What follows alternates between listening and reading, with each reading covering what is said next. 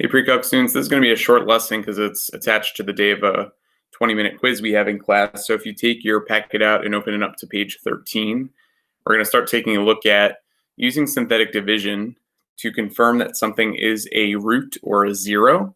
And then we're not going to just stop there. We're going to find the other roots.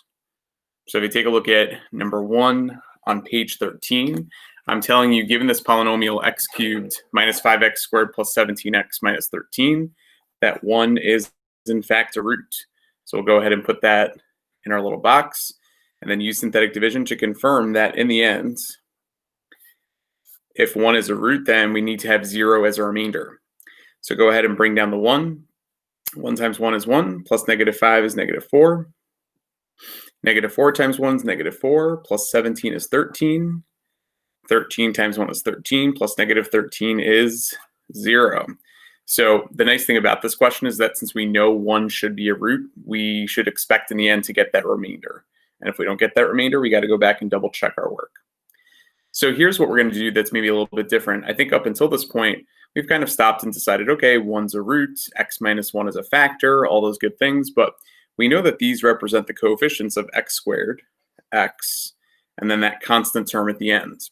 So what I want us to do is write that quadratic x squared minus 4x plus 13 equals 0 and go ahead and solve that, right? Now we have a few different ways that we can solve this. I guess we consider factoring first, but there's definitely nothing that multiplies to 13 and adds to negative 4. So from there, you either have to choose quadratic formula or complete the square.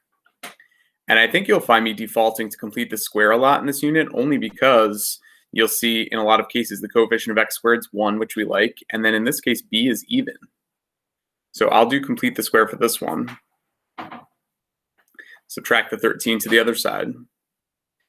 Take b divided by 2 and square it. So negative 4 divided by 2 is negative 2. Squared is 4. So we're going to go ahead and add 4 to both sides. So this would factor into x minus 2 squared. Negative 13 plus 4 is negative 9.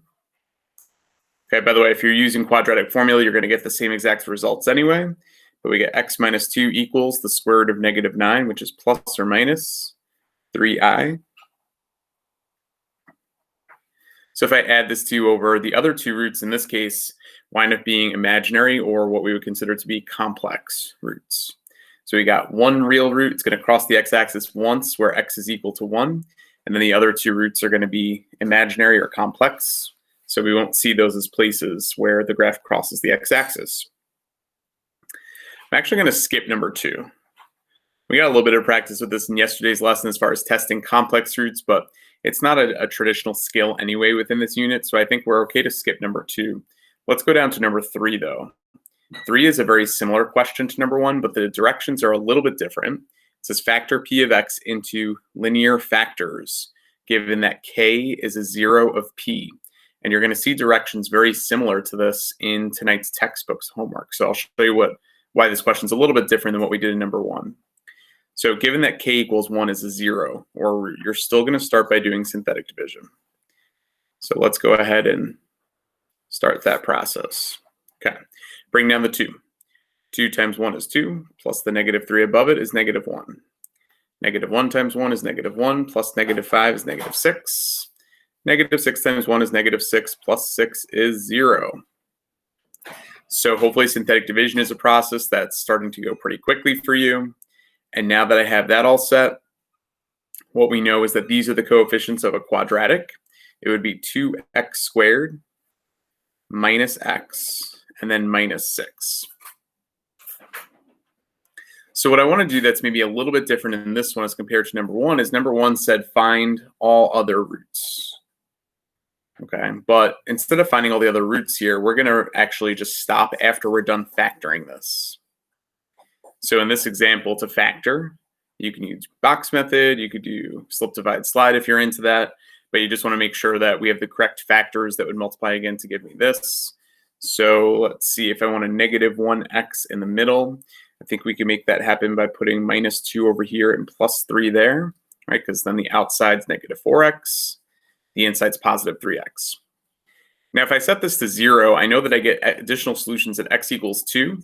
Okay, so x equals 2 would be an x-intercept, and so would x equals -3/2. Those are the other two roots and where we would cross the x-axis. But to write p of x in terms of linear factors, here's what we're going to do. Two of the factors are 2x plus 3, and then also x minus 2.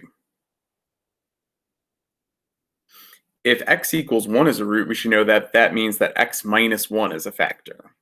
So this is what we're going to write our final answer as for number 3. We've now written this cubic polynomial in terms of its 3 linear factors, right? Linear factor would be something with x to the first. And when something's in this form, yeah, if I set that to 0, I can easily determine the 3 roots. So just kind of showing a different way to rewrite the polynomial, such that if we wanted to identify the roots and plot them, we could do that pretty easily at this point. Okay. Number 4 is the same directions as number 3. So I want you to write this in terms of its linear factors, given that -5 is a root. So you're going to set it up with -5 here. The coefficients are 8, 50, 47, and -15. Okay, don't be afraid of the large numbers here. You should know in the end that you're going to get a remainder of 0, because -5 is definitely a root. But I am going to have you try the rest. Okay, so when we come back to class and I see each other next, I'm going to go over this real quick. Make sure that you've confirmed that this is in fact a root. But remember, take that quadratic that's left and factor it so that we can write this in terms of its linear factors. I'm going to do the last one with you here because this one is a little bit tough, but it's to show that -1 is a 0 or a root of multiplicity 3 of this polynomial p. And then once we're done with that, find all other complex zeros. So multiplicity 3, what that implies is that this is actually a triple root of the polynomial.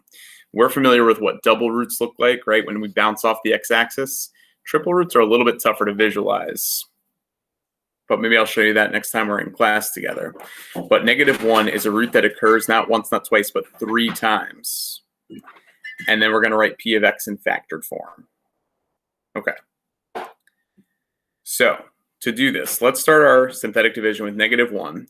We have a lot of coefficients right here for this x to the 5th polynomial. So it's 1, 9, 33, 55, 42, and 12. Okay, so bring down the 1. 1 times -1 is -1. Plus 9 is 8. This is going to become -8 then.